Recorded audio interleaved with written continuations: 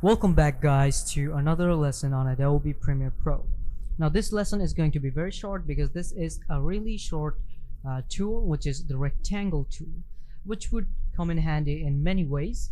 So the rectangle tool actually makes you able to draw a graphics on your video. Alright, so let's check it out. So right here, if I go ahead and select the rectangle tool, which is right over here, okay, it's already selected right now. If I go to select tool and if I go back to the rectangle tool, you can see it's selected. Now I have to just go over to the video right over here, okay.